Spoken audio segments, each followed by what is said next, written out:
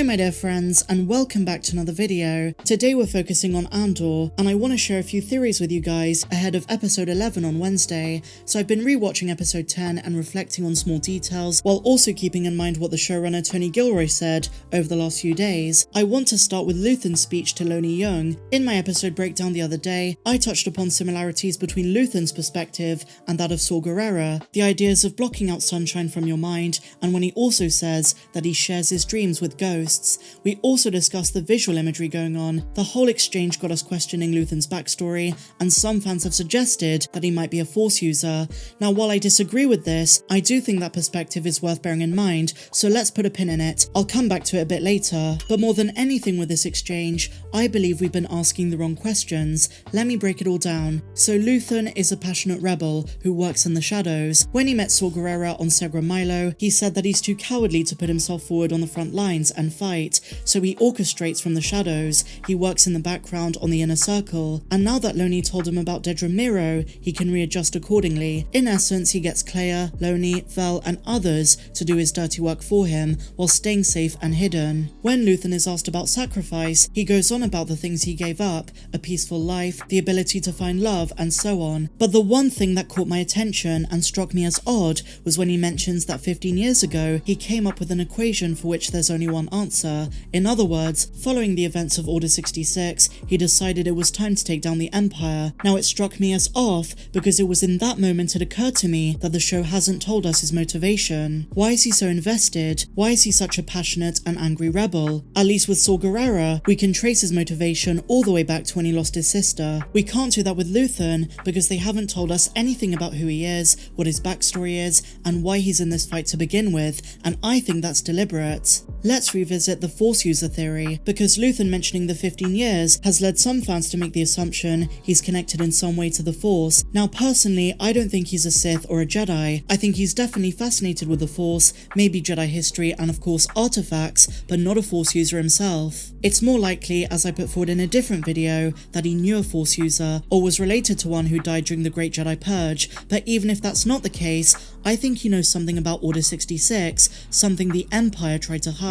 And then it hit me. Maybe the reason Luthen is so bitter towards the Empire in a personal way is that somehow and in some way he knows that the Empire is being run by the Sith. That's right guys, I think Luthen knows Palpatine's biggest secret, that he's Darth Sidious. Now the only problem with this theory is that Palpatine would have had him killed if he knew the truth, and certainly wouldn't be allowed to keep those artifacts. Unless of course he has a Kyber bracelet like Kira had, which would mask his presence from Palpatine. But knowing Luthen's intelligence and sneakiness, if anyone outside of Vader and Tarkin were to know about Palpatine at this point, I think it'd be him, kind of similar to what Sabe said in the comics. One day she woke up and realized that the moment Anakin died, Darth Vader appeared, and she found it very suspicious. But back to Luthen, I think he knows more than a rebel should at this time, unless they give us his backstory in the two-part finale or in season 2. Maybe, just maybe, that's his secret. He knows the true evil behind the Empire, and maybe even witnessed it. That would also explain why he's so extreme, and used the phrase, "I'm condemned to use the tools of my enemy."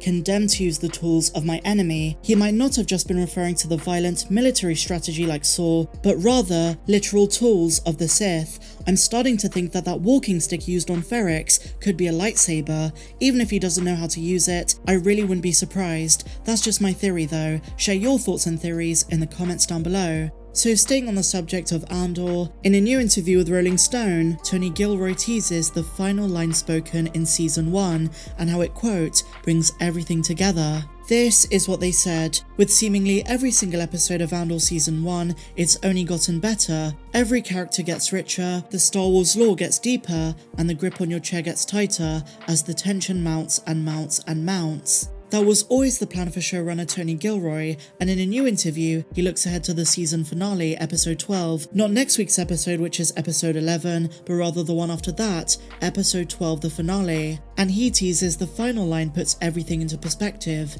Here's the quote: "The first year is really about him becoming, and the last line of this tranche of 12 episodes will sum up where we've been trying to get to, and we come back a year later for season 2, it'll be very different. The next 4 years of story are not about becoming a revolutionary, they're about learning to be a leader, and how difficult it is to put the alliance together, and what happens to people who are the original gangsters versus the establishment, and a lot of different other issues." And so then Tony teases that the final 2 episodes of this season are really paving the way for season 2. Here's what he said. I saw somebody say that we're spreading ourselves too thin with all these characters, but we will be pulling people together. That's not something we would let go by, and we won't be leaving you with much of an enigmatic ending. Hopefully 11 and 12 are the 2 most powerful episodes in the show. It's our emotional catharsis, our physical catharsis. It's our summing up of these 12 episodes. We've invested a lot in it, so we have high expectations that we're paying off. And once that payoff happens, it's on to season 2. Tony Gilroy has been preparing for season 2 of Andor for the last year,